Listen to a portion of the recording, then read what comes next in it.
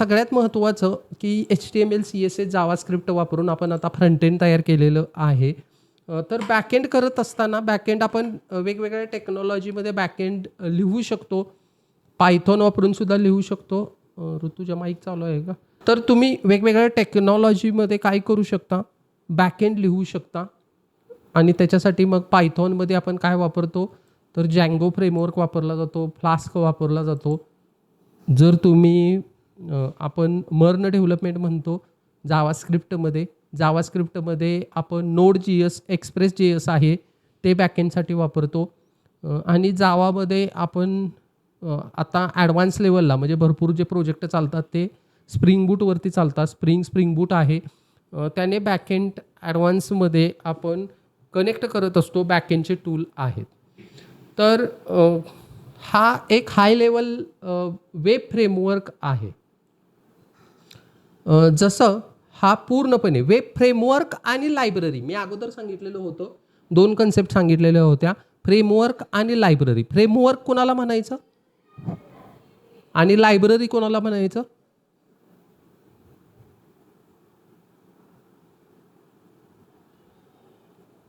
Framework आणि library लक्षात आहे का? फ्रेमवर्क कशाला म्हणायचं आणि लायब्ररी कशाला म्हणायचं? श्वेता, ऋतुजा, श्रावणी, कोण सांगताय का? फ्रेमवर्क आणि लायब्ररी. अस्मिता,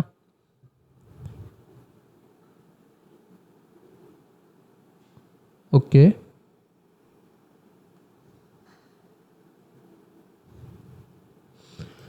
बघा, फ्रेमवर्क आधी साधं सोपं आहे की फ्रेमवर्कमध्ये फ्रंट एंड आणि बॅक एंड दोन्ही सगळं एकत्र चालतं काम. ओके.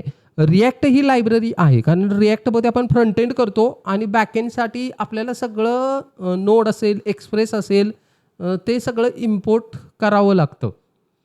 परंतु Next.js आहे, म्हणजे ह्याच्यानंतर आपण Next.js मर्न डेव्हलपमेंटमध्ये Next.js वापरणार आहे. Next.jsमध्ये प्रोजेक्ट आपण करत असतो. तर Next.js एक काय आहे, फ्रेमवर्क आहे. तर यामध्ये बॅकएंड आणि फ्रंट एंड दोन्ही एकत्र असतात आणि इझिली आपण ते इंटिग्रेट करतो. त्यामुळे आता जास्तीत जास्त डेव्हलपमेंटसाठी फ्रेमवर्क वापरले जातात.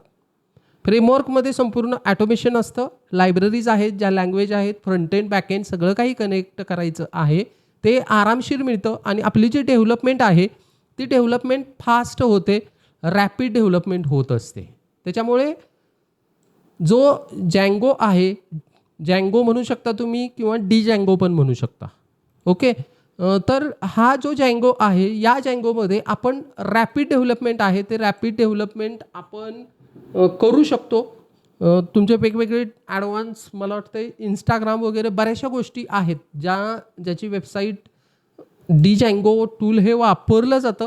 खूप साधं सोपं इंटरेस्टिंग आहे आणि खूप काही याच्यामध्ये आपल्याला Djangoमध्ये डेव्हलप करू शकतो. आणि हे एक MVT पॅटर्न आहे. MVT पॅटर्न म्हणजे काय असतो, तर मॉडेल व्ह्यू टेम्पलेट असतं. म्हणजे साधा सिम्पल पॅटर्न असतो. तुम्हाला आता ॲक्च्युअल आपण प्रोजेक्टमध्ये गेल्यानंतर तुम्हाला समजेलच त्याचे काय फास्ट डेव्हलपमेंट आहे, सिक्युअर आहे, स्केलेबल आहे.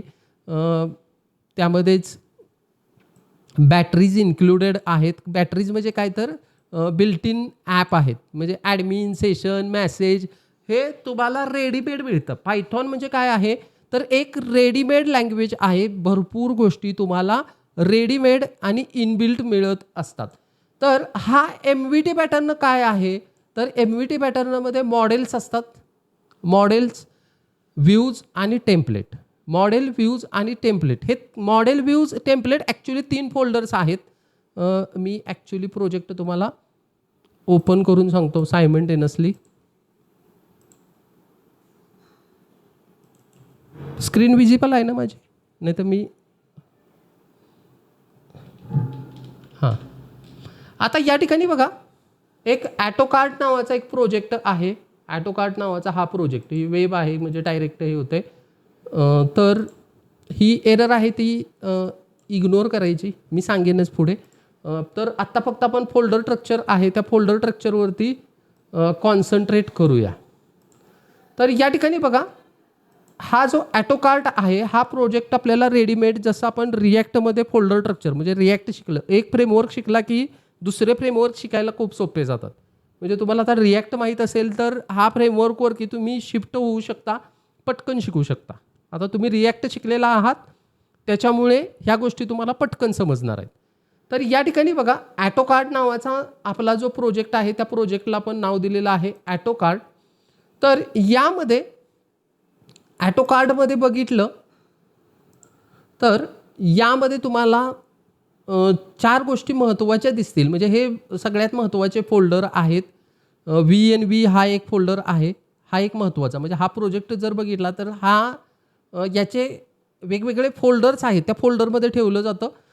MVC पॅटर्न म्हणजे काय, प्रत्येक फोल्डर प्रत्येक कामासाठी काम करत असतो. म्हणजे हा टेम्पलेट फोल्डर आहे ना, तो टेम्पलेट आहे, त्या टेम्पलेटमध्ये तुम्हाला HTML ठेवायचे आहे. टेम्पलेटमध्ये काय असणार आहे, HTML. म्हणजे जे काही तुम्ही HTML वरती वर्कआउट करणार आहे, म्हणजे तुमचं home page, log in page, हे कोणत्या फोल्डरमध्ये ठेवायचं आहे, टेम्पलेट फोल्डरमध्ये. ओके. त्याच्यानंतर स्टॅटिक नावाचा एक फोल्डर आहे, त्या स्टॅटिक नावाच्या फोल्डरमध्ये तुम्हाला CSS ठेवायचे आहे. ठीक आहे. आता या ठिकाणी बघा एक हा लॉग इन नावाचा ॲप तयार केलेला आहे आणि या लॉग इन नावाच्या ॲपमध्ये 2 फाईल्स आपल्याला महत्त्वाच्या आहेत. एक आहे URLs म्हणजे तुमचे सगळे URLs आहेत. इथे URL पाय म्हणजे तुमचे जे सगळे पाथ आहेत URLचे, इथे पाथ दिसत आहेत बघा. हे पाथ आपण इथे कनेक्ट करू शकतो. आता हे डॅशबोर्ड, लॉग आउट ह्या ज्या गोष्टी आहेत, तर हे सगळेच्या सगळे पॅटर्न आपण यामध्ये कनेक्ट करतो. तर ही एक फाईल आहे. ही फाईल, काही फाईल आहेत यामधले बऱ्याचशा फाईल आपल्याला रेडीमेड मिळतात, काही फाईल आपल्याला तयार कराव्या लागतात. प्रोजेक्ट तयार करत असताना आपण ते बघणार आहोत. त्याच्यानंतर येते व्ह्यू. तर ॲक्च्युली जो व्ह्यू आहे, व्ह्यू यामध्ये मॅनेज केला जातो. तर रेग्युलरली काही कोड दिला जातो, तो कोड आहे तो तुम्हाला थोडासा यामध्ये मॅनेज करावा लागतो. त्यामुळे आपल्याला URLs py आणि view.py अशा पद्धतीने आपल्याला काय करायचं आहे, तर या गोष्टी फोल्डर स्ट्रक्चर आपण हे एरर घालवतो.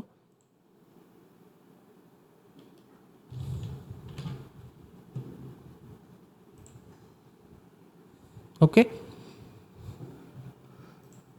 हां, तर अगदी साधं सिंपल हे स्ट्रक्चर आहे, त्याला MVC पॅटर्न असं म्हणायचं. आता नोट्सवरती आपण जाऊ. हां, म्हणजे काय असतं, मॉडेल म्हणजे काय आहे, तर या मॉडेलमध्ये जो डेटाबेस आहे तो डेटाबेस मॅनेज केला जातो. व्ह्यूमध्ये काय केलं जातं, त्या HTTP रिस्पॉन्स आहेत ते HTTP रिस्पॉन्स मॅनेज केले जातात. आणि टेम्पलेटमध्ये काय केलं जातं, तर तुमचं HTML आणि जो काही तुमचा डायनॅमिक कंटेंट असेल, तो डायनॅमिक कंटेंट आहे तो मॅनेज केला जातो. म्हणून याला MVT पॅटर्न म्हटलं जातं. मॉडेल, व्ह्यू आणि टेम्पलेट. समजलं का सगळ्यांना? साधं सिंपल स्ट्रक्चर आहे. जे 3-4 फोल्डर्स आहेत या प्रोजेक्टमध्ये, जे काही फोल्डर्स आहेत, तर हे फोल्डर्समध्ये तुम्हाला काय दिसेल, MVT पॅटर्न आहे, तो MVT पॅटर्न दिसेल. आता नेक्स्ट आपण बघूया की रिक्वेस्ट रिस्पॉन्स सायकल आहे. तर ही रिक्वेस्ट रिस्पॉन्स सायकल ती काय केली जाते, ॲटोमायझेशनने केली जाते. आणि हे 3 फोल्डर्स आहेत, म्हणजे मॉडेल, व्ह्यू आणि टेम्पलेट, URL, ह्या एकमेकांना काय केलेलं आहे, कनेक्ट केलेलं आहे सेम फ्रेमवर्कमध्ये. म्हणजे रिॲक्टमध्ये काय होत होतं की मला नोड एक्सप्रेस बाहेरून मागवावा लागत होता. म्हणजे मी ते इम्पोर्ट करायचे, इंटिग्रेट करायचं, त्यांचं सेटअप करायचं. तर ही झंझट इथे नाही आहे. डायरेक्ट तुम्हाला इनबिल्ट गोष्टी मिळतात. आणि तुमची जी रिक्वेस्ट रिस्पॉन्स सायकल आहे, ती रिक्वेस्ट रिस्पॉन्स सायकल काय केली जाते, मॅनेज केली जाते. ओके. तर MVT पॅटर्न समजलं का तुम्हाला? जँगोचं आर्किटेक्चर साधं सोपं आहे. पुन्हा आपण रिवाईज करून पुन्हा पण पाहणार आहोत. हॅलो, इथंपर्यंत समजलं आहे का? हां, ओके. अगदी साधं सोपं आहे. आता याचं जे प्रोजेक्ट स्ट्रक्चर आहे, जँगोचं जे प्रोजेक्ट स्ट्रक्चर आहे, प्रोजेक्ट वगैरे कसा तयार करायचा मी तुम्हाला पुन्हा सांगेनच. म्हणजे ही कमांड वापरायची आहे, when you run admin start project आणि प्रोजेक्टचं नाव ही कमांड तुम्ही वापरली की तुमचा प्रोजेक्ट आहे तो प्रोजेक्ट काय होत असतो, क्रिएट होत असतो. ओके. आणि इथं तुमचं जे प्रोजेक्टचं नाव आहे, इथं मी ॲटोकार्ट दिलं होतं, तुम्ही इथं तुमच्या प्रोजेक्टचं नाव देऊ शकता. आता यामध्ये ज्या फाईल आहेत त्या कोणकोणत्या फाईल महत्त्वाच्या फाईल आहेत त्या बघा इथे दिलेल्या आहेत.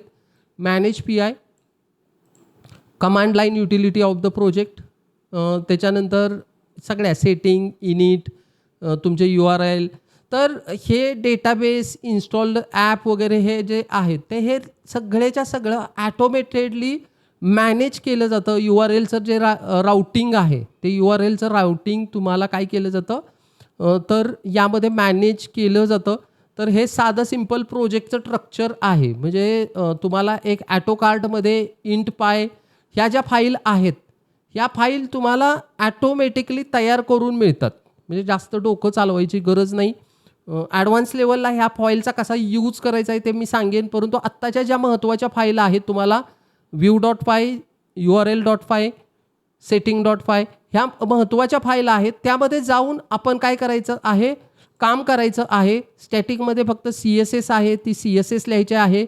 टेम्पलेटमध्ये तुमचं जे HTML आहे ते HTML लिहायची आहे. तर अशा पद्धतीने एक साधं सिम्पल स्ट्रक्चर आहे, तुम्ही इन्स्टॉल करायचं आहे. 2-3 वेळा प्रॅक्टिस करायची.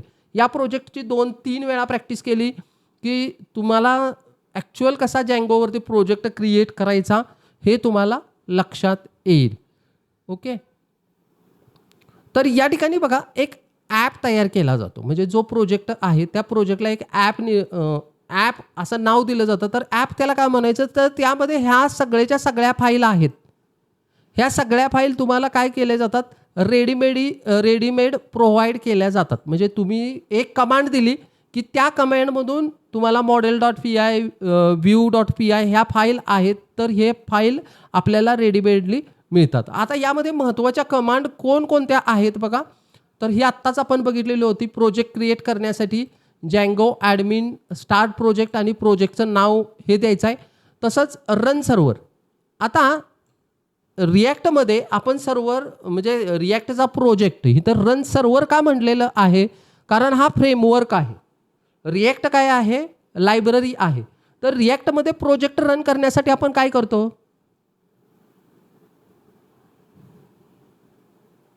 कोणती कमांड वापरतो, npm run dev. Okay. Like the same इथे आपण काय वापरतो, तर इथे कमांड वापरतो Python manage.py run server. Okay. ही जी कमांड आहे manage.py रन सर्व्हर ही कमांड वापरली जाते. ॲप जो क्रिएट करायचा आहे, ॲप क्रिएट करण्यासाठी Python manage start app name. Migration करण्यासाठी ह्या कमांड वापरल्या जातात. ह्या कमांड आपण वापरून बघणार आहोत. Create super user. Super user म्हणजे काय आहे, तर यामध्ये सगळे ॲडमिनचा डेटा आहे. तो ॲडमिनचा डेटा आपल्याला या सुपर युजरमध्ये दिसत असतो. राउटिंगमध्ये तुमच्या ज्या फाईल्स आहेत राऊट करण्याच्या, त्या राउटिंगच्या सगळे URLs आहेत. तर URLs आहेत तर ते url.py मध्ये ठेवले जातात. व्ह्यूजमध्ये सगळा व्ह्यूज आहे तो मॅनेज केला जातो. टेम्पलेटमध्ये मी अगोदरच सांगितलं आहे HTML टेम्पलेटमध्ये आहे. लाईक द सेम रिॲक्टमध्ये जसं ह्याला काय म्हणायचं, नेम आणि कर्ली ब्रॅकेट आपण बघितलंय रिॲक्टमध्ये JSX बघत असताना.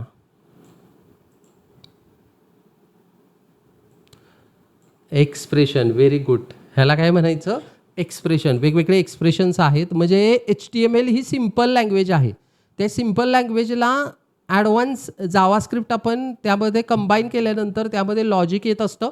तर त्यावेळेस आपण काय घेऊ शकतो, याच्याकडून एक्सप्रेशन घेऊ शकतो. आता आपण म्हणतो की त्यानं एक्सप्रेशन कोणीतरी दिलं.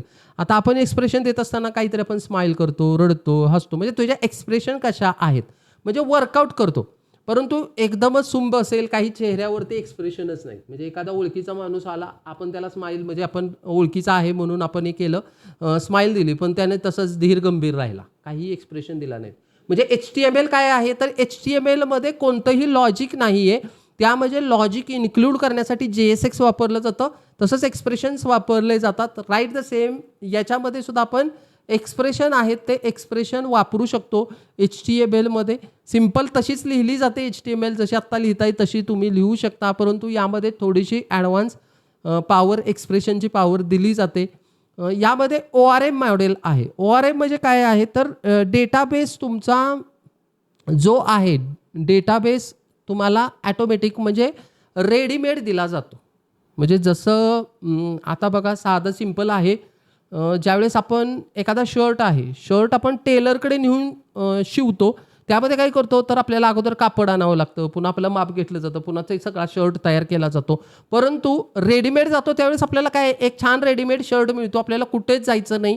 तसं राईट द सेम ORM मॉडेलमध्ये तुम्हाला जो डेटाबेस आहे तो काय केला जातो तर यांची कनेक्टिव्हिटी रेडीमेड दिली जाते. म्हणजेच या ठिकाणी बघा हा जो तुमचा डेटाबेस आहे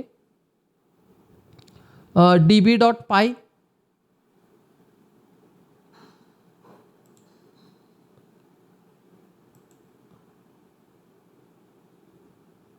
तर db.py जो डेटाबेस आहे इथे DB SQLite 3 हा डेटाबेस दिसतोय बघा DB SQLite 3.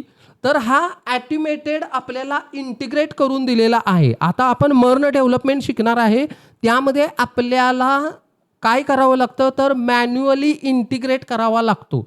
इथं तुम्हाला रेडीमेड दिलेला आहे, तो रेडीमेड फक्त यूज करायचा आहे. अकॉर्डिंग टू कुठले टेबल्स मला पाहिजेत ते टेबल्स फक्त तिथे द्यायचं की मला हे टेबल क्रिएट कर, तेवढे टेबल क्रिएट करून तो आपल्याला सगळं ॲटोमेटेड काम करून देतो. त्यामुळे हा एकदम काय आहे ॲटोमेटेड असा प्रोजेक्ट आहे. तर यामध्ये काय वापरलं जातं त्याच्यासाठी ORM मॉडेल आहे, तर हे ORM मॉडेल वापरलं जातं. ओके. तर डॅन्जो ॲडमिनमध्ये काय केलं जातं तर तुमचा ॲडमिनचा सगळा म्हणजे तुमचा आता डेटाबेस आहे, तर त्या डेटाबेसमध्ये तुम्हाला सेपरेट ॲडमिन पॅनल तयार करायची गरज नाही. रेडीमेड इथं ॲडमिन पॅनल दिलं जातं आणि त्या ॲडमिन पॅनलवरती तुम्ही रिडायरेक्ट करून बऱ्याचशा गोष्टी तुम्ही करू शकता. तर या ठिकाणी तुम्ही ॲडमिन पॅनल जँगोमध्ये तुम्हाला यूज करता येतं. आपण ते पुढे पाहणारच आहोत. फॉर्म्स आहेत तर ते फॉर्म्ससुद्धा आपल्याला रेडीमेड मिळतात. मिडलवेअर्स आहेत, सिक्युरिटीसाठी काही मिडलवेअर्स लागतात, ऑथेंटिफिकेशन, त्याचबरोबर तुम्हाला पेमेंट इंटिग्रेशन जर करायचं असेल तर काही मिडलवेअर्स आपल्याला ॲड ऑन करावे लागतात. ते सुद्धा यामध्ये मिडलवेअर भरपूर असे आपल्याला रेडीमेड मिळत असतात. त्याचबरोबर काही स्टॅटिक फाईल आणि मीडिया फाईल. मीडिया फाईल म्हणजे तुम्हाला काही व्हिडिओ, इमेज काय ॲड करायचं असेल तर एक मीडिया नावाचा फोल्डर तुम्ही क्रिएट करू शकता आणि तो इंटिग्रेट करू शकता. तर काही प्रोटेक्शन फीचर्स आहेत, ते प्रोटेक्शन फीचर पण आपल्याला यामध्ये दिलेला आहेत. आणि डिप्लॉयमेंट आहे ती डिप्लॉयमेंट पण तुम्ही यामध्ये हेरोको आहे, WS आहे, गुनिकॉन, एनजिनेक्स हे जे आहे याच्यावरती डिप्लॉयमेंट हा पण पार्ट नंतरच पाहणार आहोत. ॲक्च्युअल लाईव्ह कसा प्रोजेक्ट न्यायचा, त्यामध्ये बग कशा हे करायच्या, तर ह्या सगळ्या टेक्नॉलॉजी आहेत, त्या सगळ्या टेक्नॉलॉजी आपण शिकणार आहोत. तर हे बेसिक आहे. जँगोची वेबसाईट आहे, त्या जँगोच्या वेबसाईटवरती जाऊन सुद्धा तुम्ही नोट्स डिटेलमध्ये वाचू शकता. W3 स्कूलचं पण खूप छान असं ट्युटोरियल आहे, ते सुद्धा तुम्ही करू शकता.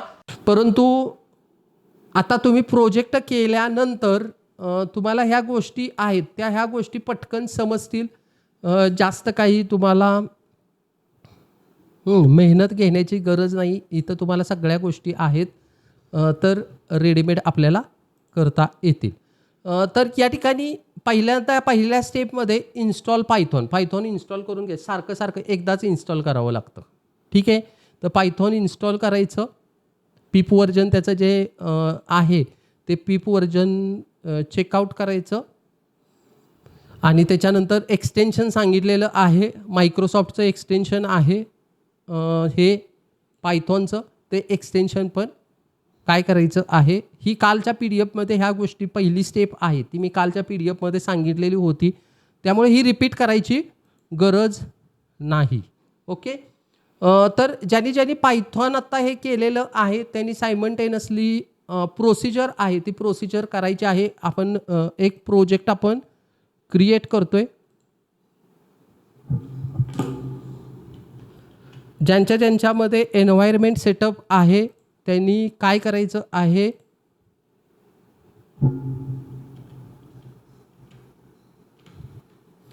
तर त्यांनी काय करायचं आहे, आत्ता प्रोजेक्ट करायचा आहे. आणि ज्यांच्याकडे एन्व्हायरमेंट नाही आहे त्यांनी अगदी शांततेत पुन्हा प्रोजेक्ट केला, काय एरर आल्या तर आपण हँडल करूया. कोण कोण करतंय?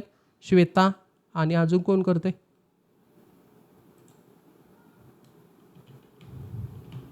हॅलो, प्रोजेक्ट कोण कोण करतंय? म्हणजे तसं गाईड करायला बरं पडेल. हां हां, एम आय ऑडिबल?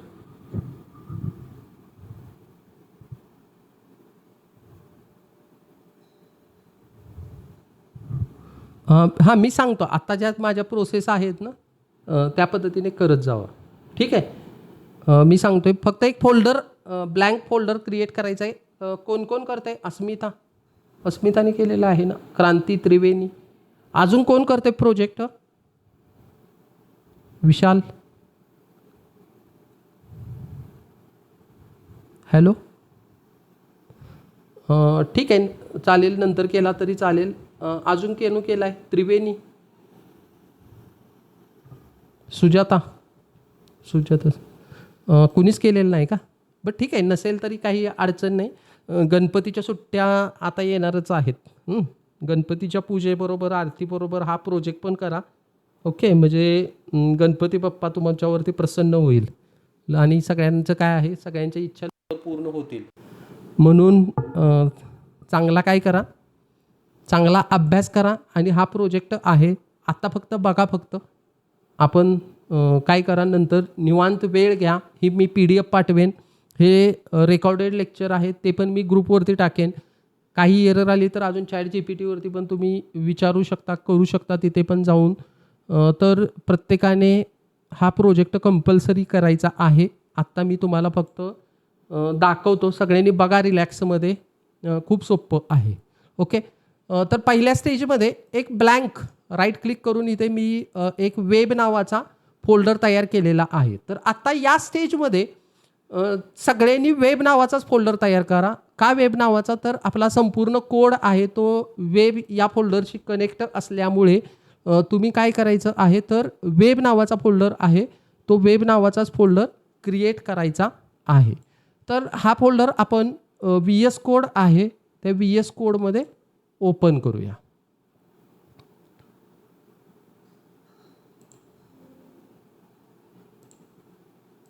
ठीक आहे. हा फोल्डर मागच्या प्रोजेक्टची एक फाईल होती बघा, हा ब्लँक आहे, वेब नावाचा, यामध्ये काहीही नाही आहे, ब्लँक फोल्डर आहे.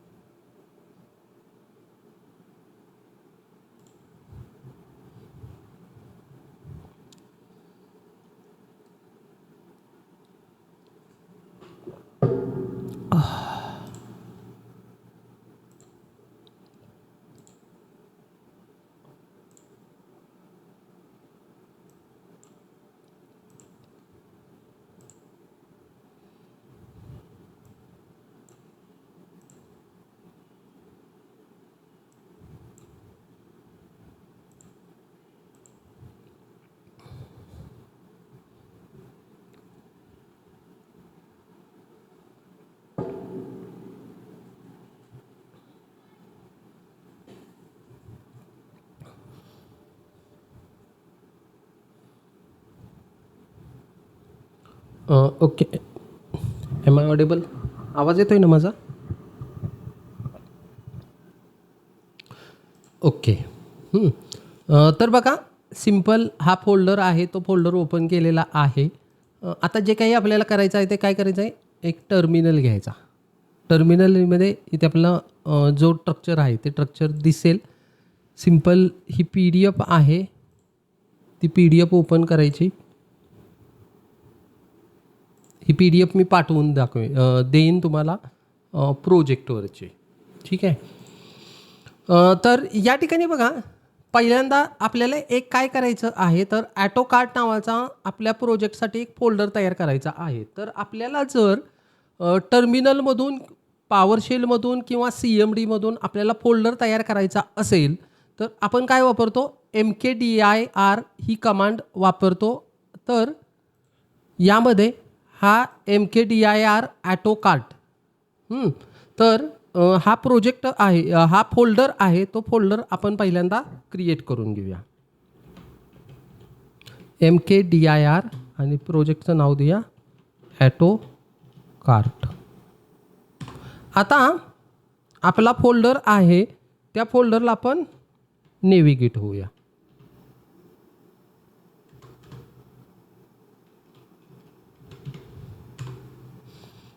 ओके. तर या ठिकाणी बघा, काही नाही, अगदी एक सिंपल प्रोजेक्ट, सिंपल काय केलेलं आहे, एक फोल्डर तयार केलेला आहे AutoCAD नावाचा, आणि त्या फोल्डरवरती मी रिडायरेक्ट झालेलो आहे. ओके. आता इथे तुम्ही जर PowerShellमधून ओपन करत असाल तर कोड डॉट ही कमांड वापरली तर हा फोल्डर आहे तो आपल्या VS कोडमध्ये ओपन होत असतो. परंतु VS कोडच्याच टर्मिनलमध्ये मी फोल्डर तयार केलेला आहे. आणि इथे दिसेल बघा वेब, इथं AutoCAD. आता हा ब्लँक फोल्डर आहे, एक ब्लँक फोल्डर आहे AutoCAD नावाचा आपण तयार केलेला आहे. आता नेक्स्ट स्टेजमध्ये आता ॲक्च्युअल आपल्याला जे व्हर्च्युअल एन्व्हायरमेंट आहे, ते व्हर्च्युअल एन्व्हायरमेंट आपल्याला काय करायचं आहे, क्रिएट करायचं आहे. तर या ठिकाणी बघा, पायथॉन आहे किंवा जँगो जो प्रोजेक्ट आहे तो VENV या एन्व्हायरमेंटमध्ये काय करत असतो, चालत असतो. तर ती VENV फाईल आहे, ती आपल्याला काय करावी लागते, इन्स्टॉल करायची आणि त्याच्यानंतर काय करावी लागते, ॲक्टिवेट करायची. म्हणून काय करायचं, पायथॉन MENV ही जी कमांड आहे ती कमांड कॉपी करायची आणि कॉपी करून आपल्या टर्मिनलमध्ये पेस्ट करायची, एंटर करायचं.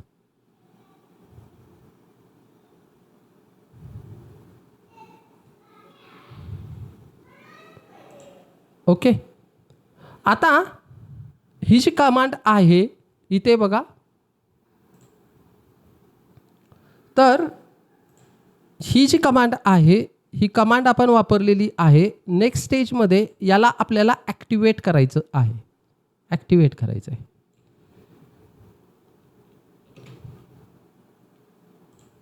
तर या ठिकाणी त्याला ॲक्टिवेट करू.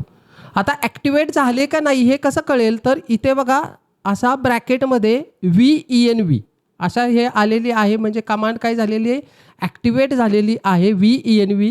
आणि इथं तुम्हाला फाईल तयार झालेल्या दिसतील बघा, इन्क्लूड लिब स्क्रिप्ट ह्या फाईल तयार झालेल्या दिसतील. ओके. हां, हॅलो.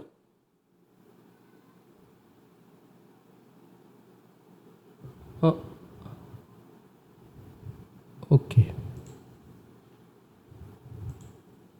झालं का इथंपर्यंत श्वेता? नाहीतर बघा आत्ता सगळ्यांनी, श्वेता सगळ्यांनी बघा आत्ता, नंतर आरामशीर करा. ठीक आहे. ही फाईल मी देतो, म्हणजे गडबड होणार नाही, काय मी करतोय किंवा कशी प्रोसिजर आहे ही समजेल. आणि पुन्हा हे लेक्चर तुम्हाला रिपीट बघायची सुद्धा गरज नाही आहे. आत्ता इथं समजलं तर डायरेक्ट PDF वरून तुम्ही करू शकता. ओके. तर डायरेक्ट मी PDF पाठवेन, अगदी साधं सोपं आहे. पायथॉन MENV फाईल आहे, VNV इन्स्टॉल केलं, आता ॲक्टिवेट केलं. ॲक्टिवेट केलं की काय येईल, त्याला ब्रॅकेट येईल. ओके.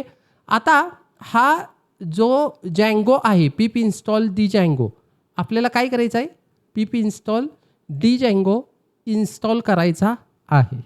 आता ॲक्च्युली हा फ्रेमवर्क, आपला जो फ्रेमवर्क आहे तो आपण इन्स्टॉल करतोय. ओके. जर VENV असा फोल्डरच आलेला असेल तरच हा फ्रेमवर्क आहे तो इन्स्टॉल होईल. त्यामुळे तिथे चेक करायचं.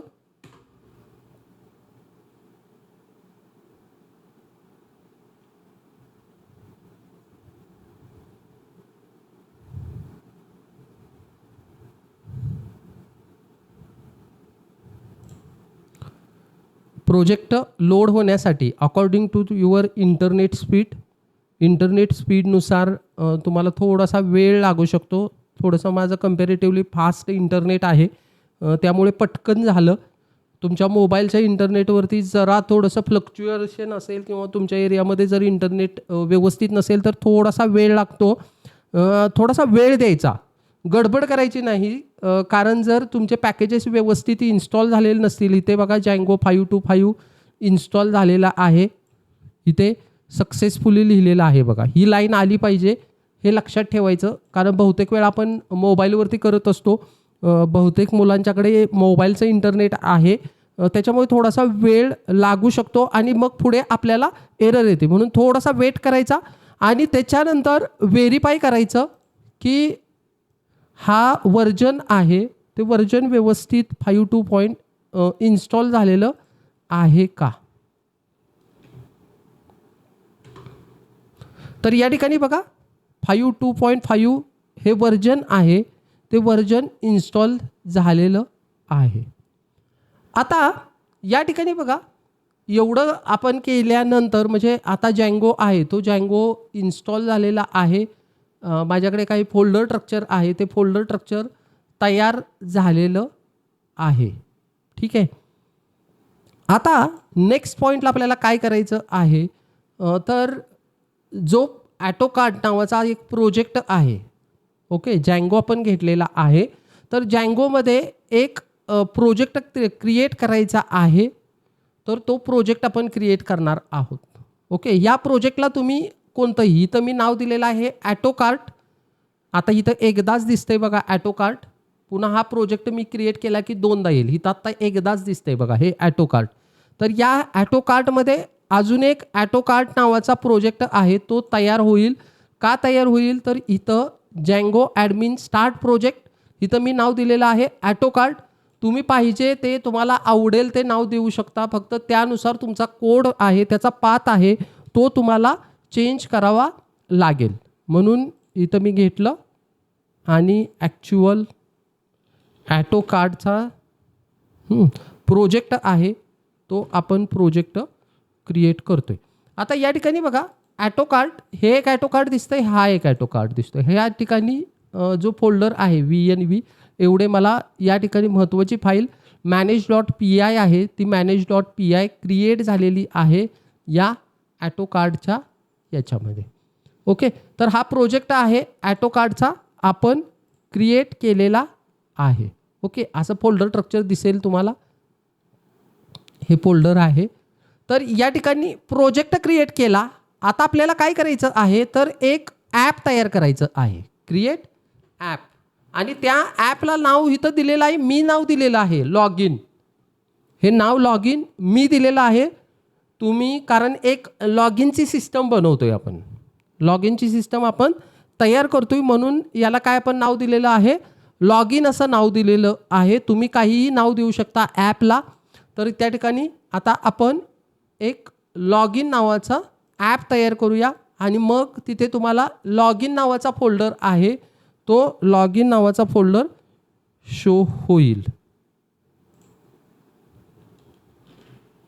आता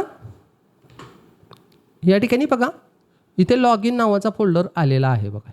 यामध्ये मायग्रेशन, ॲडमिन, मॉडेल्स, टेस्ट आणि व्ह्यू. MV कोणतं मॉडेल सांगितलं होतं, MV आणि लास्ट काय, हा पॅटर्न कसा आहे, MVT. मॉडेल, व्ह्यू, मॉडेल्स आले, यामध्ये व्ह्यूज आला आणि टेम्पलेट आले.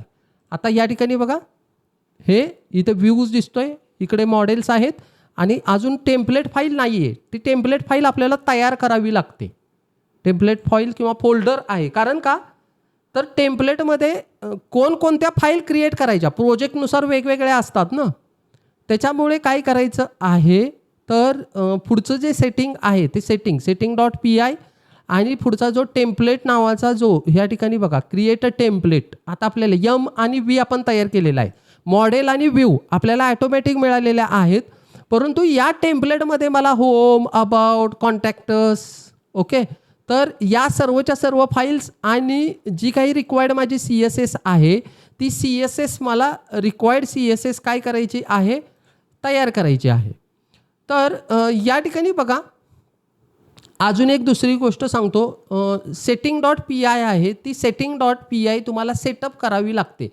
आता हा जो इन्स्टॉल्ड ॲप आहे हा रेडीमेड तुम्हाला डॅन्जोची ऑफिशियल वेबसाईट आहे किंवा W3 आहे कुठेही मिळेल.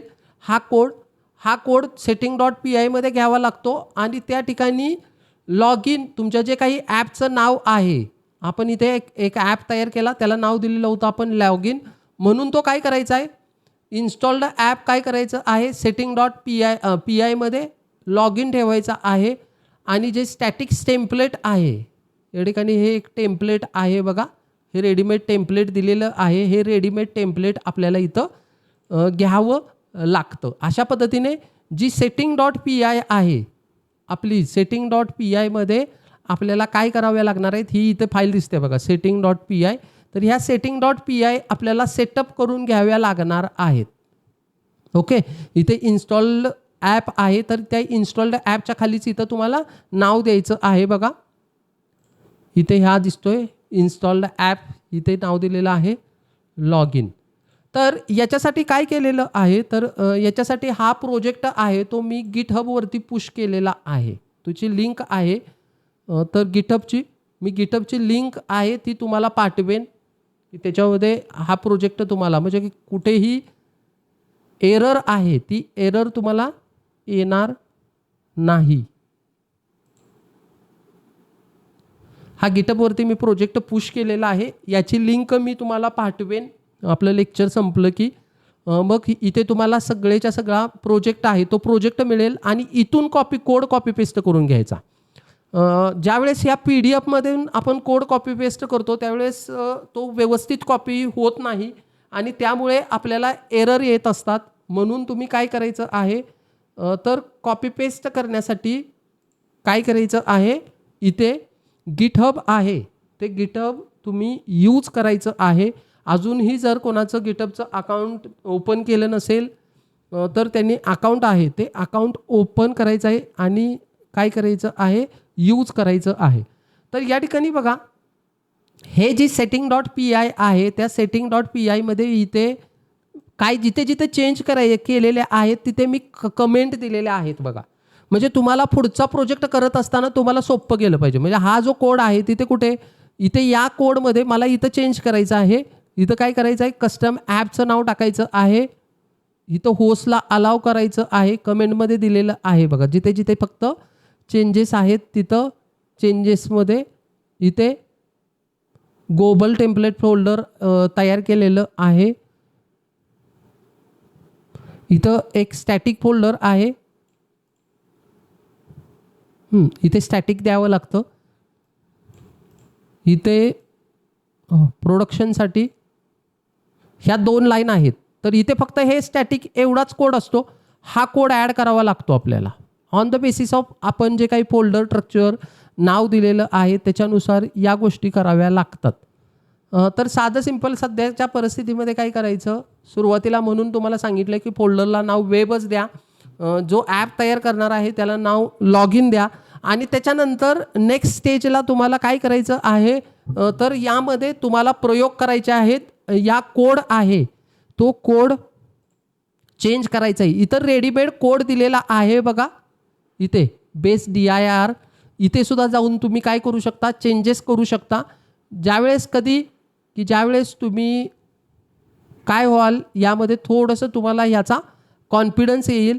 त्या कॉन्फिडन्स नंतर मग इथल्या ह्या ज्या गोष्टी आहेत डिफॉल्टच्या जिथे जिथे मी कमांडमध्ये दिलेल्या आहेत त्या गोष्टी तुम्ही काय करू शकता, चेंज करू शकता. आता सिम्पली काय करायचं, ती setting.py आत्ता सध्या कॉपी पेस्ट करून घ्यायची, Ctrl+S करायचं. ठीक आहे.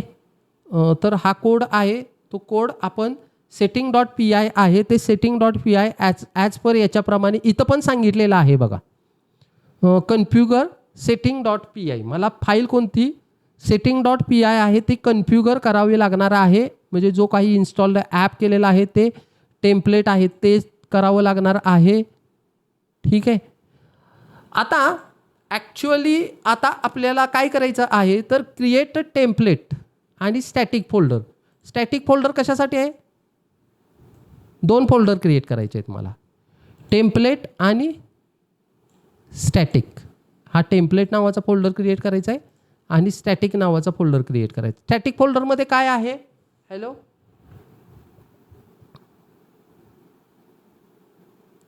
कोण सांगतंय? समजतंय ना हे? स्टॅटिक फोल्डरमध्ये काय आहे? क्रांती, हां, CSSच्या फाईल आहेत त्या स्टॅटिक फोल्डरमध्ये आपल्याला ठेवायचे आहेत, हे महत्त्वाचं आहे. आणि टेम्पलेटमध्ये कशाच्या फाईल ठेवायच्या आहेत? टेम्पलेटमध्ये HTMLच्या फाईल ठेवायच्या आहेत. ओके, म्हणून आपल्याला 2 फोल्डर्स आहेत, ते 2 फोल्डर्स आपल्याला क्रिएट करायचे आहेत. कोणकोणते? टेम्पलेट्स आणि स्टॅटिक्स. तर आपण क्रिएट करूया. आता सगळ्यात महत्त्वाचं लक्षात घ्यायचं की टेम्पलेट्स आणि स्टॅटिक्स हे प्रोजेक्ट क्रिएट करत असताना ते कुठे करायचं? तर हे तुमचा जो मेन फोल्डर आहे बाहेरचा, पहिला आपण ॲटो कार्ट, त्यामध्ये करायचं. यामध्ये करायचं नाही. यामध्ये केला तर तो घेत नाही. ॲपमध्ये ठेवायचं नाही. ॲपच्या आउटसाईडला आहे. लक्षात घ्या. HTML CSS म्हणजे हा तुमचा इथं टेम्पलेट आणि स्टॅटिक्स इथे त्यांचा व्ह्यू येणार आहे. म्हणून या ठिकाणी असं सिलेक्ट करायचं ॲटो कार्टवरती, ॲरो असा डाऊन पाहिजे आणि तिथे फोल्डर तयार करायचा टेम्पलेट्स. आणि स्पेलिंग आहे ते स्पेलिंग व्यवस्थित टाकायचं, टेम्पलेट्स. ओके, आता टेम्पलेट्समध्ये बघायचं की मला कोणकोणत्या फाईल तयार करायच्या आहेत. तर इथे गेल्यानंतर हा टेम्पलेट फोल्डर दिसतोय बघा, इथे फोल्डर स्ट्रक्चर दिसतंय बघा, साधं सिंपल. तर इथे मला dashboard.html, home.html, login.html, register.html तुमच्या काही फोल्डरला जी प्रोजेक्टला जी काही रिक्वायर्ड फाईल असतील तर त्या आपण तयार करून घेऊया. पहिल्यांदा घेऊया dashboard.html टेम्पलेटमध्ये. इथे आपण घेतली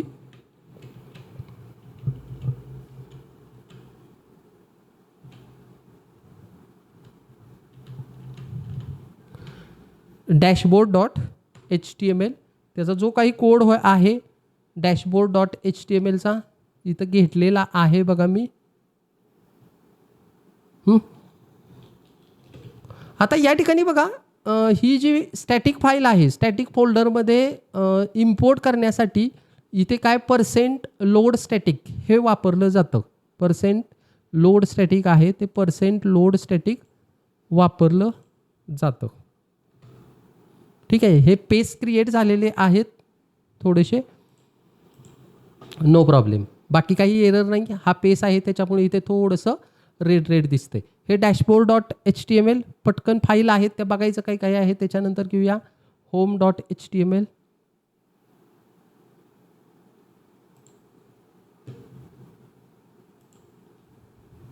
इथे कॉपीड येईल बघा, इथे क्लिक केल्यानंतर कॉपी रॉ फाईल क्लिक केलं की इथं कॉपीड येतं आहे. मग तेच घ्यायचं, नाहीतर मग सगळीकडे तोच कोड काय केला जातो, ठेवला जातो. आता मग पटकन आपण घेऊया home.html.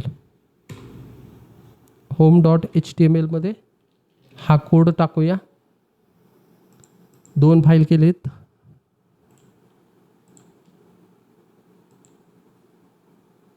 login.html,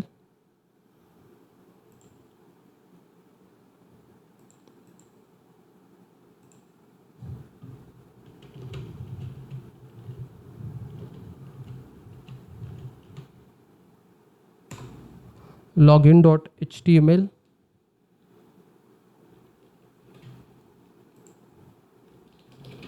सेव्ह करायची प्रत्येक वेळेस फाईल Ctrl+S ने. आणि शेवट आहे register.html.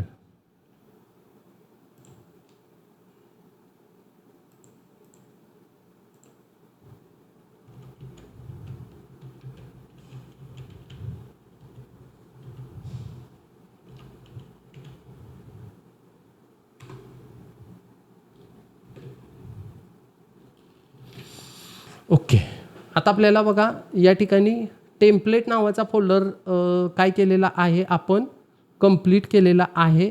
अजून आपल्याला कोणता फोल्डर करायचा आहे? आता कुठला फोल्डर करायचा आहे? स्टॅटिकमध्ये आपल्याला CSS फाईल आहे, तर CSS फाईल आपल्याला ॲड करायची आहे. इथे पुन्हा जायचं ह्या ॲटो कार्टवरती आणि तिथे घेऊया आपण स्टॅटिक. आता हा जो स्टॅटिक नावाचा फोल्डर आहे त्या स्टॅटिक नावाच्या फोल्डरमध्येच आपल्याला अजून एक फोल्डर करायचा आहे, त्याला नाव द्यायचं आहे CSS. एंटर करायचं आणि या CSS जो फोल्डर आहे इथे याला लाईन आलेली आहे बघा, त्याच्यामध्ये आपल्याला काय करायचं, स्टाईल डॉट CSS फाईल आहे ती फाईल क्रिएट करायची स्टाईल डॉट CSS आणि इकडेचा जो स्टाईल डॉट CSSचा आपला जो काही कोड दिलेला आहे स्टॅटिकमध्ये ये, तर हा कोड आहे तो कोड कॉपी करून घ्यायचा.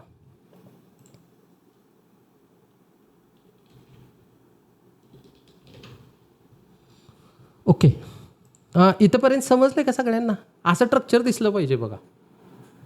आता बघा हा मेन फोल्डर आहे, त्यामध्ये auto card, log in, static, template, VNV आणि मॅनेज डॉट PI हे महत्त्वाचे आपले फोल्डर आहेत. आणि इथे MVT पॅटर्न आहे, तो आपण MVT पॅटर्न आपण कंप्लीट केलेला आहे. आता तुम्हाला माहीत आहे की लॉग इन काय करतं आहे, स्टॅटिक फाईल काय करते, म्हणजे स्टॅटिक नावाचं फोल्डर आहे ते काय करतं आहे, टेम्पलेट आहे ते काय करतं आहे, VNV आहे ते VNV काय आहे,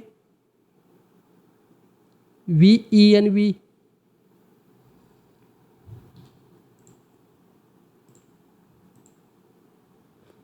ॲक्च्युली एन्व्हायरमेंट सेटअप आहे. ओके, तर या ठिकाणी बघा टेम्पलेट आणि स्टॅटिक फोल्डर आहेत, टेम्पलेट आणि स्टॅटिक फोल्डर आपण केलेले आहेत. आता काय आहे तर ॲक्च्युली सेटअप करायचे आहेत, URL आपल्याला सेटअप करायचे आहेत. तर URL सेटअप करत असताना ॲटो कार्डमधला URL डॉट PI म्हणजे ह्याचे जे सगळ्यांचे URL आहेत ते URL आपल्याला आता सेटअप करायचा आहे. तर ह्या ॲटो कार्टमधला URL डॉट PI या ठिकाणी दिसतोय बघा. तर या ठिकाणी सगळेचे सगळे मला URL काय करायचे आहेत, या ठिकाणी इंटिग्रेट करायचे आहेत. तर आपण करूया आत्ता सध्या ते बघा URL डॉट PI ही फाईल आहे. या ठिकाणी पाथ दिसत आहेत बघा. URL म्हणजे काय आहेत, पाथ आहेत, ॲडमिन हे तुम्ही लिहायला पुन्हा शिकू शकता. ही जी फाईल आहे आता सध्या आपण कॉपी पेस्ट करतोय, पण प्रत्येकाचा URL आहे बघा. View, register, log in, home, log out हे काय आहेत, hello, admin, view, register, log in path आहेत. आणि ही टेम्पलेटमध्ये आपण जी पेजेस आहेत, टेम्पलेटमध्ये जी पेजेस आहेत ती इकडं आपण काय करतोय, इम्पोर्ट करतोय. ते ॲक्च्युअल आपला जो हा मॉडेल जो आहे त्या मॉडेलला आपण हे सगळा टेम्पलेट फोल्डर कनेक्ट करतोय आणि त्याच्यासाठी काय URLs डॉट PI, त्या URLs डॉट PI मध्ये काय करायचं आहे, ही URL डॉट PI आपली फाईल आहे, त्यामध्ये सगळ्यांना ठेवायचं. ओके, आता ह्याला मी एक्झिक्युशन पॉलिसी केलेली नाही ह्या याच्यामध्ये, तर एक्झिक्युशन पॉलिसी नसल्यामुळे ही एरर येते, अवॉइड करा. मॅनेज कशी करायची मी शेवट सांगतो तुम्हाला. तर हे पाथ्स आहेत, ते पाथ आपण घेतलेले आहेत. ॲटो कार्डचा इथे बघा सेटअप URL, तर URL आहे ते URL सेटअप केलेले आहेत. आता या ठिकाणी लॉग इनमध्ये आहेत, ते लॉग इनमध्ये पण आपल्याला URLचे पाथ आहेत ते पाथ द्यायचे आहेत. तर लॉग इन फोल्डरमध्ये URL ही फाईल नसणार आहे, URLs डॉट PI ती फाईल आपल्याला काय करायची, क्रिएट करायची आहे. लॉग इनमध्ये आपण जर या ठिकाणी लॉग इनमध्ये गेलो तर आत्ता बघा ही URL डॉट PI ही काय नाही आहे, या ठिकाणी एक फाईल नाही आहे म्हणून इथे तयार करायची ती. नाव आहे ते परफेक्ट बघायचं. URLs काय आहे बघायचं. कॉपी करून घेऊया आपण तिथून. urls.py इथे हे सगळे लॉग इन, डॅशबोर्ड आणि लॉग आउट याचे हे पाथ आहेत. ते पाथ आपल्याला द्यायचे आहेत. इथून आपण घेऊया. आता तिकडे क्लिक केल्यामुळे काय झालं, ह्याला रिनेम आहे ते रिनेम करूया आपण.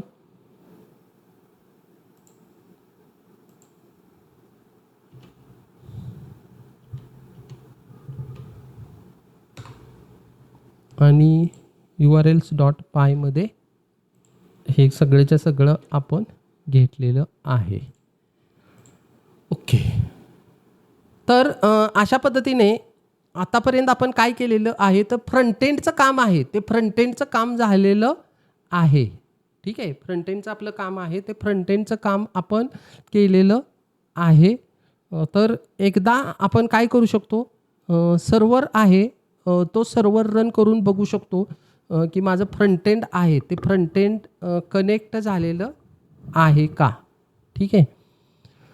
तर सुरुवातीला इथं गेल्यानंतर आहे हे ॲक्टिवेट आहे का बघायचं. जर हा ॲक्टिवेट असेल तरच तुमचं काय होईल, फ्रंट एंड रन होईल. ॲक्टिवेट नसेल, इथे महत्त्वाची गोष्ट आहे बघा, भरपूर वेळा काय होतं तर हा फोल्डर ॲक्टिवेट नसतो.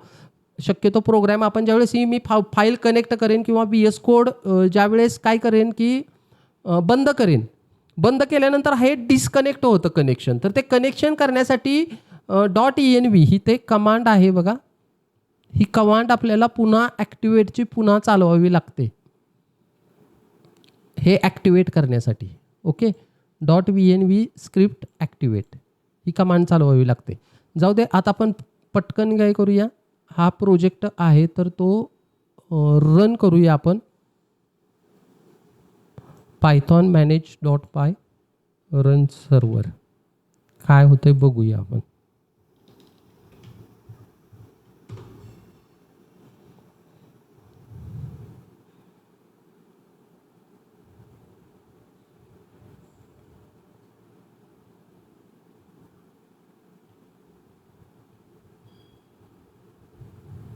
काय रे आले हे. Expectation thread watching for file changes with state loader performance system checks expectation in thread.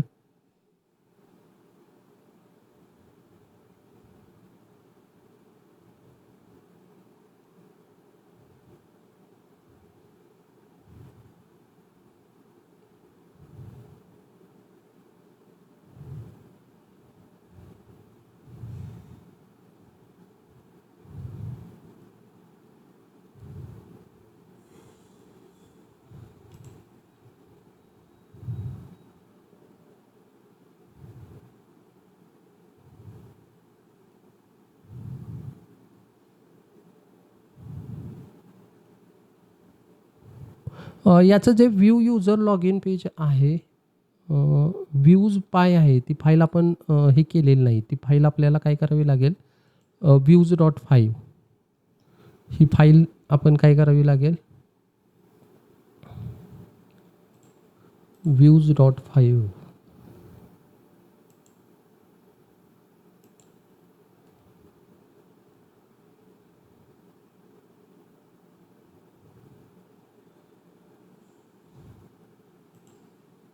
Okay.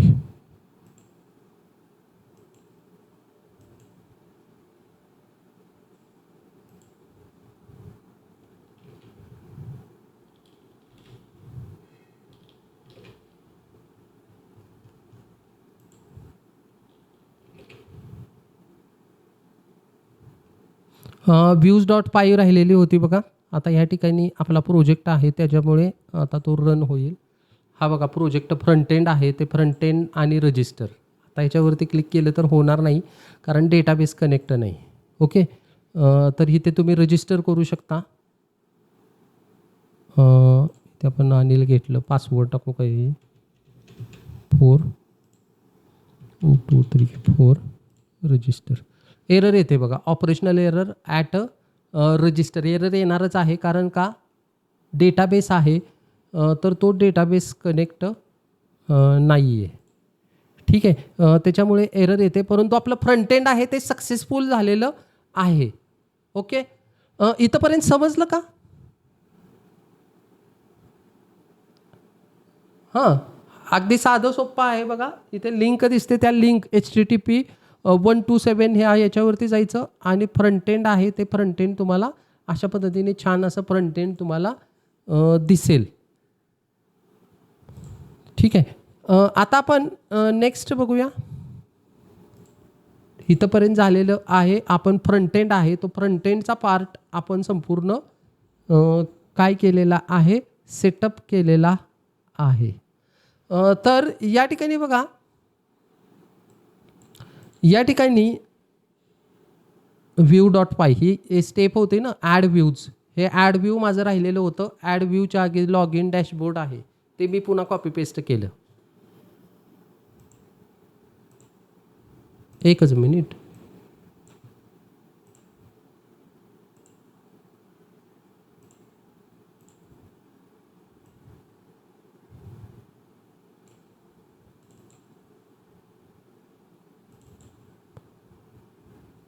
हां, आता बघा, डेटाबेस आपल्याला सेटअप करत असताना डेटाबेस सेटअप करणं ह्यामध्ये तुम्हाला मी अगोदर सांगितलं की डेटाबेस आहे तो रेडीमेड आहे.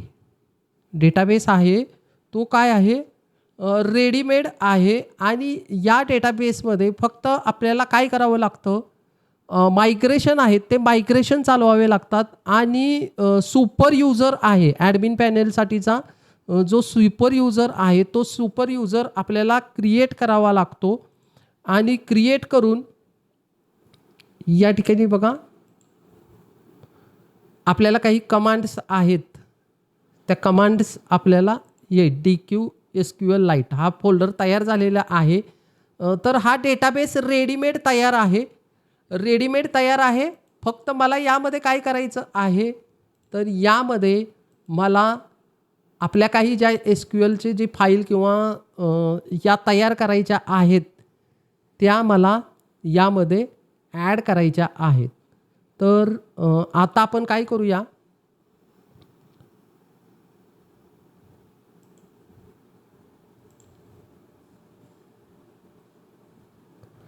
ॲक्च्युअली याचं मायग्रेशन आहे ते मायग्रेशन आपण करूया.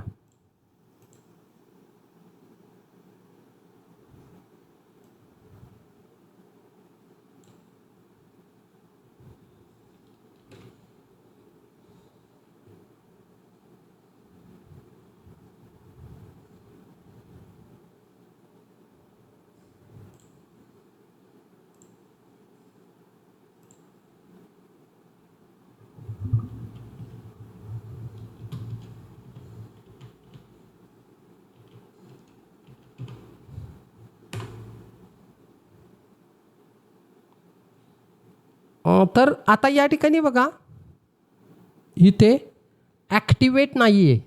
इथे .env दिसतंय का? हॅलो, मागाशी दिसत होतं, इथं दिसत नाही आहे.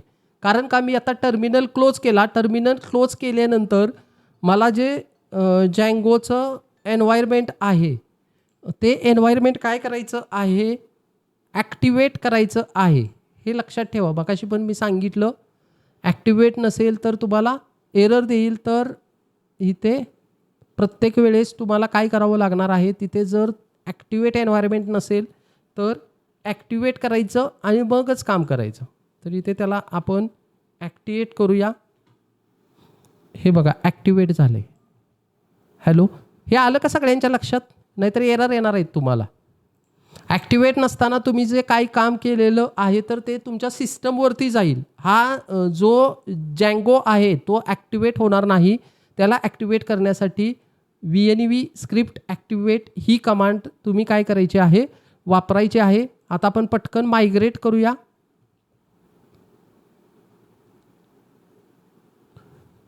डेटाबेस करण्यासाठी आणि जे क्रिएट सुपर युजर आहेत ते सुपर युजर क्रिएट करूया. तर अकॉर्डिंग टू दॅट म्हणजे तुम्हाला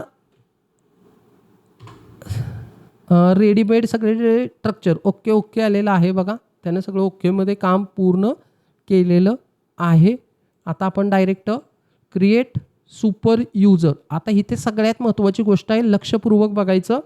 सुपर युजर क्रिएट करत असताना इथे कमांड ही केली तर user name level blank to use MSI enter मारायचा, इथे लक्षात ठेवा. आता ईमेल ॲड्रेस आहे, ईमेल ॲड्रेस तुम्ही टाकू शकता किंवा बँक पण ठेवू शकता. तर इथे टाकायचा एक एम्बेट मी टाकतो आपल्या कंपनीचा.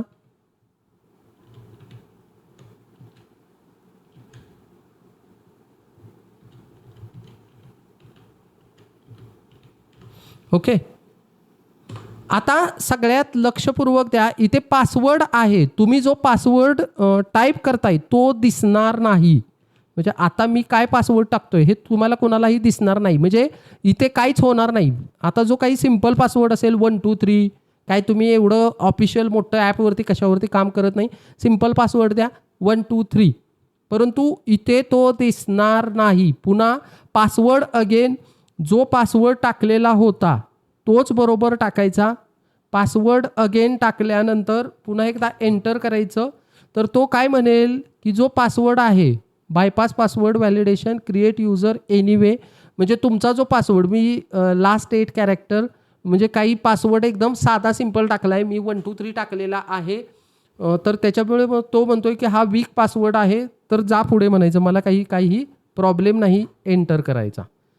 आता या ठिकाणी बघा सुपर युजर आहे, तो सुपर युजर तुमचा सक्सेसफुली क्रिएट झालेला आहे.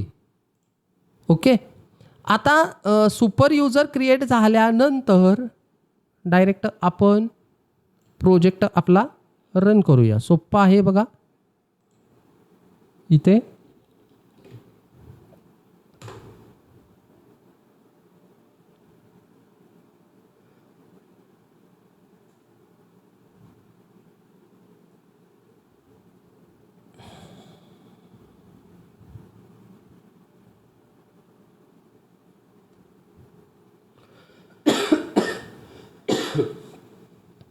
तर या ठिकाणी बघा वॉर्निंग आलेली आहे. वॉर्निंग अवॉइड करायची काही नाही. This is a development server, do not use it a production setting. काही नाही प्रोडक्शनसाठी काही ते सेटिंग हे करतोय, आपल्याला काही अडचण नाही. आपल्याला त्यानं लिंक दिलेलं आहे, लिंकवरती जायचं. तर या ठिकाणी बघा पुन्हा प्रोजेक्ट ओपन झालेला आहे. पुन्हा आता आपण रजिस्टर करूया. इथे काहीतरी नाव देऊया, देव देऊया, काहीतरी मेल टाकूया.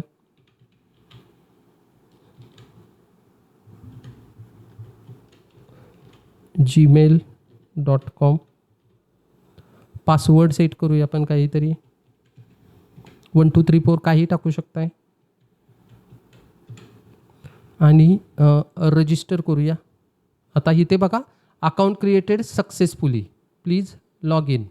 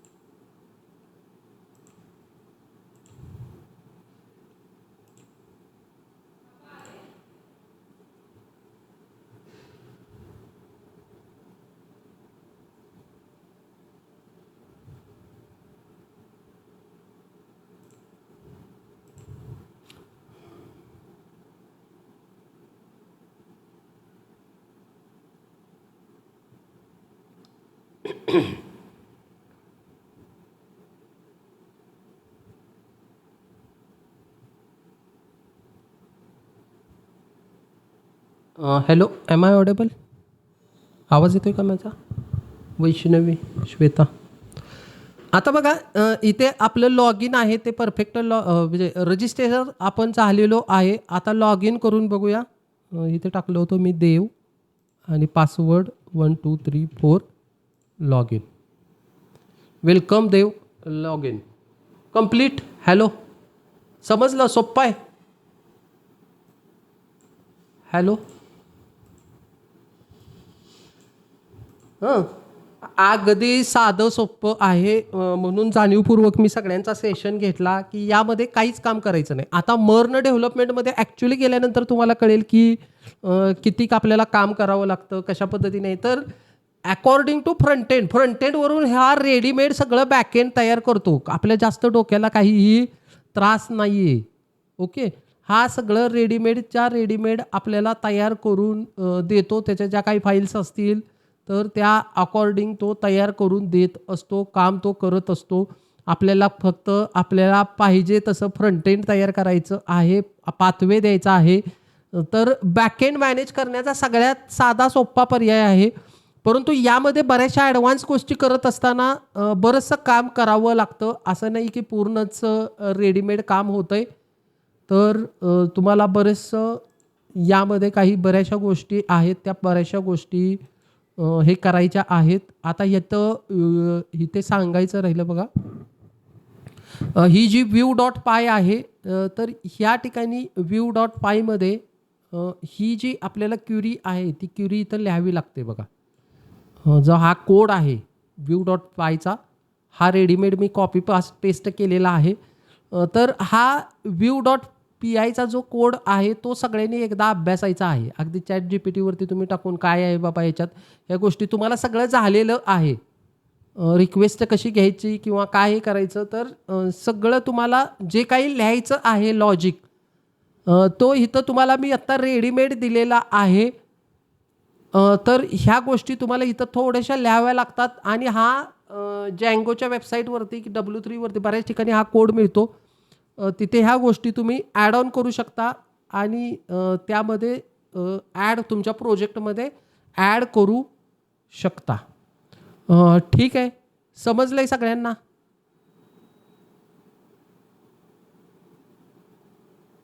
हां. आता सगळ्यात महत्त्वाचा प्रश्न येतो, की हा आत्ता मी रजिस्टर केलं, देव नावानं रजिस्टर केलं. तर हा डेटा गेला कुठे? मला बघायचा असेल, तर मी काय केलं पाहिजे? तर बघायचे 2-3 प्रकारे आपण बघू शकतो. तर त्यामध्ये एक डीबी ब्राउझर आहे. तो डीबी ब्राउझर पण तुम्ही SQL लाईटसाठी वापरू शकता. हा डेटा असा डीबी ब्राउझर येतो. तर इथे तुम्ही ओपन डेटाबेस म्हणायचं.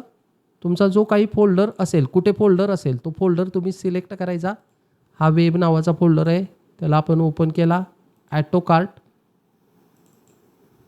त्याच्यामध्ये DB SQLite 3 हा ओपन करायचा. इथे ओपन होईल आणि इथे ऑथ युजर आहे, तो ऑथ युजर सिलेक्ट करायचा.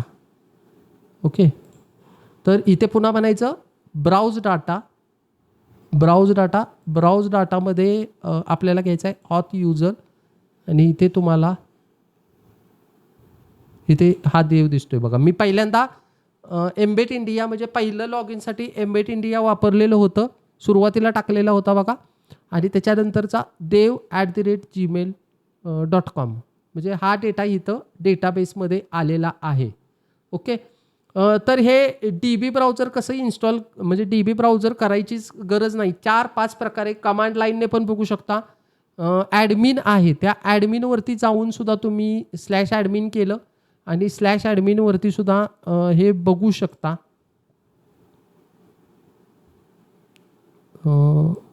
काय करावं लागतंय बघूया.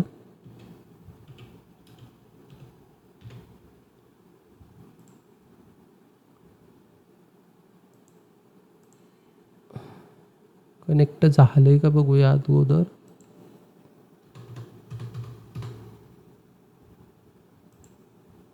हां. तर जँगो ॲडमिनिस्ट्रेशन आहे. युजर नेम आपण काय एम्बेट इंडिया काय टाकलं होतं मी, 1 2 3 4 टाकलं होतं का 3 टाकलं होतं. ओके.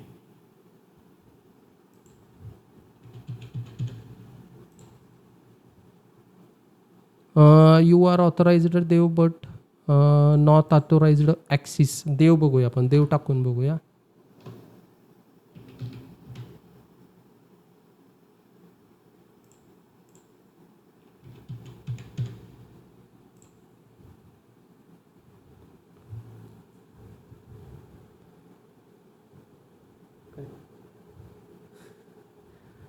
तर या ठिकाणी बघा ॲडमिनिस्ट्रेशनचा जो you are authenticated as a Dev but not authorised to access this page would you like to log in different account. Okay, तर हे सेटअप केलेलं नाही ॲडमिन अकाउंटचं. तर या ठिकाणी या DBवरून सुद्धा डेटा पाहू शकता आणि ॲडमिनचं सेटअप करून ॲडमिनमधून पण आता ॲक्च्युली मी काय पासवर्ड टाकलेला होता तर तो लक्षात ठेवा.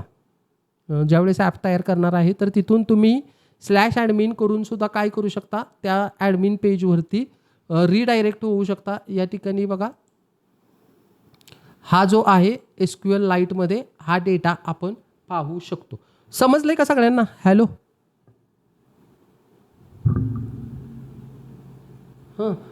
प्रज्ञा, व्हेर इज प्रज्ञा, आहे का प्रज्ञा निकम? समजलंय ना? सगळ्यांनी काय करायचं, प्रॅक्टिस करा. अगदी साधं सोपं आहे आणि यांचा प्रोजेक्ट आल्यामुळे प्रज्ञा आणि साक्षी आहे का, तर यांचा ॲक्च्युली प्रोजेक्ट आहे. तर मला वाटलं की चला सगळ्यांना समजेल म्हणून जाणीवपूर्वक हा मी सगळ्यांसाठी सेशन घेतला की सोपं आहे, इंटरेस्टेड आहे आणि बऱ्याचशा गोष्टी आहेत त्या तुमच्या कवर होतील. तर हा संपूर्णपणे रेकॉर्डेड सेशन आहे. तुम्हाला काही जर एरर आली तर तिथे जाऊन तुम्ही बघा. मी सगळ्या PDF आहे त्या PDF तुम्हाला पाठवतो. अजून एक PDF फक्त दाखवतो तुम्हाला मी की डेटाबेस बघण्यासाठी. हां, हा DB ब्राउझर आत्ता मी दाखवला, तो DB ब्राउझर कसा इन्स्टॉल करायचा. प्रज्ञा, हॅलो, बाकीच्यांनी नाही केला तरी चालेल कारण तुमचा काही प्रोजेक्ट नाही. विनाकारण एक ॲप तुमच्या सिस्टमवरती लोड घेत राहतो. हा तुम्हाला जस्ट आत्ता तुम्ही लर्न करताय तर असेल तर इन्स्टॉल करा, पुन्हा अनइन्स्टॉल करा. परंतु ज्यांचा प्रोजेक्ट आहे तर प्रज्ञा तू DB इन्स्टॉल कर, तुला जरा थोडंसं बेटर जाईल. तर त्याच्यानंतर इथे DB दिलेला आहे, DBने कशा पद्धतीने हे करायचं. नेक्स्ट अल्टरनेटिव्ह पर्याय काय आहेत, अल्टरनेटिव्ह मेथड्स आहेत. तर अल्टरनेटिव्ह ॲडमिनमध्ये पण आपण बघू शकतो. आत्ता जो आपण सुपर युजर तयार केलेला होता तर सुपर युजर /admin आत्ता मी दाखवलेले होते. तर ते सुपर युजरचे जे क्रिडेन्शियल मगाशी 2 3 4 5 केलं होतं का काय माझ्या लक्षात नाही, मीच काय आपण त्यावेळेस टाकला सुद्धा. /adminने तुम्ही इथं डेटा बघू शकता. त्याच्यानंतर जँगोचं शेल आहे तर जँगो शेल तुम्ही वापरू शकता. त्याच्यानंतर VS कोडमध्ये एक एक्सटेन्शन घेऊ शकता, SQL लाईट व्ह्यूअर म्हणून एक एक्सटेन्शन येतं. तर एक्सटेन्शन इन्स्टॉल केला तिथंसुद्धा तुम्हाला डेटाबेस सगळा दिसेल. SQLची कमांड लाईन आहे, त्या कमांड लाईनला पण तुम्ही हे जो डेटा आहे तर तो पाहू शकता. तर कमांड लाईन आपण वापरून बघूया काय होतंय.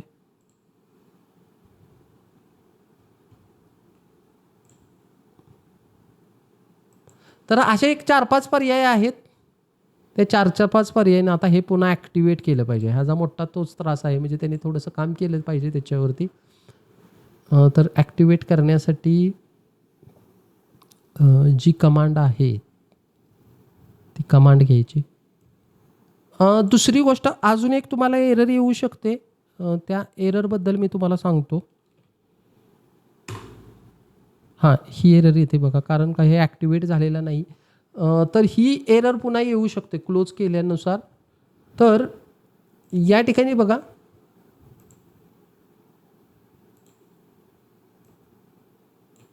इथे जो पॉवर शेल आहे की नाही, पॉवर शेल ही आता जी एरर येते ना तुमच्या, ती पॉवर शेलमुळे येऊ शकते. जर तुम्ही इथे प्लसवरती क्लिक करायचं आणि इथे वेगवेगळ्या पॉवर शेल्स आहेत बघा. ॲक्च्युली जी आपलं पॉवर शेल कमांड लाईन ही सगळी VS कोडने इंटिग्रेट केलेली आहे. तर पॉवर शेलसाठी कॅपिटल वापरावा लागतो. ज्यावेळेस आपण प्रोजेक्ट क्लोज करतो त्यावेळेस काय केलं जातं, तर ही पॉवर शेल ॲक्टिवेट होते.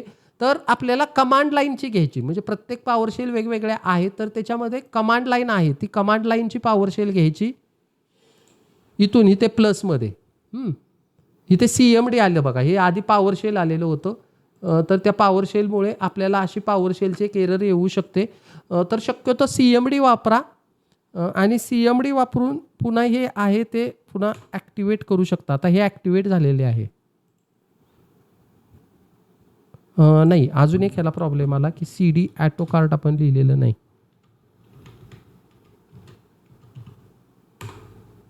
CD ॲटो कार्ट आता आपण ॲक्टिवेट करूया. ओके, इथे तर पॉवर शेलमध्ये कलरफुल दिसत होतं बघा, इथं असं ब्लॅक अँड व्हाईट दिसेल. CMDमध्ये काय दिसतंय, ब्लॅक अँड व्हाईट दिसतंय. आणि ॲक्च्युली आपल्याला काय बघायचं होता, डेटाबेस बघायचा होता. कुठे आहे तो,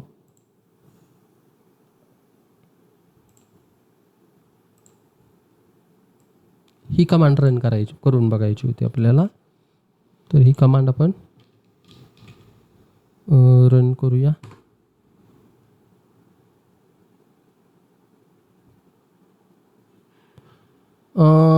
इंटरनल एक्सटर्नल कमांड, ठीक आहे, तिकडून तुम्ही बघू शकता. किंवा प्रोजेक्टर रन आहे, तो प्रोजेक्टर रन करून सुद्धा तुम्ही ही कमांड वापरू शकता. तर अशा पद्धतीने जास्त कॉम्प्लिकेशन नको, थोडंसं हे करा. पायथॉन स्क्रिप्ट वापरा, बरेचसे टूल्स आहेत, कुठला तरी एक तुम्ही वापरा. तर ह्या सगळ्याच्या सगळ्या जे काही PDFs आहेत, लिंक आहे, मी ते सगळ्याच्या सगळं पाठवतो. आणि 100% प्रत्येकाने हा प्रोजेक्ट करायचा आहे. ओके, तर कोणाचे काही प्रश्न आहेत का? प्रज्ञा, महत्त्वाचं समजलंय का?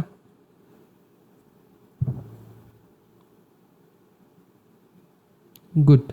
आणि मला सांगा, म्हणजे आपण जे काही कष्ट घेतलंय ना, मी असं मानतो की आपण 10 मिनटं इन्व्हेस्ट करू दे एखाद्या गोष्टीवरती. तर ते इन्व्हेस्ट कधी आपल्याला बेनिफिशियल आहेत, तर त्यामधून आपल्याला काहीतरी आउटपुट मिळालं तर.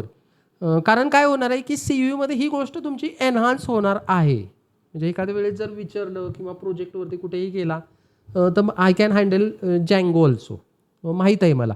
तर त्यामुळे व्हर्सटाईल तुमचा ॲटिट्यूड दिसतो आणि याचाच प्लेसमेंटला फायदा होत असतो. तर आजचा जो सेशन आहे, नक्कीच तुम्ही सगळेजण या सेशनपासून खूप काही शिकाल आणि पुढेसुद्धा आपल्याला हा सेशन युजफुल होईल. ज्यांना पायथॉनमध्ये करिअर करायचं आहे किंवा बेनिफिशियली त्यामध्येच पुढे जाऊन करिअर करायचं आहे, AI मशीन लर्निंग शिकायचं आहे, डीप लर्निंग शिकायचं आहे, तर नक्कीच या सर्वच्या सर्व गोष्टी उपयोगी होतील. अगदी मर्नमध्ये काम करायचं असेल तरीसुद्धा हे गोष्टी उपयोगी होतील. तर या ठिकाणी आजचं सेशन आहे, आपण या ठिकाणी थांबवूया. Thank you for joining. Good night, take care, bye.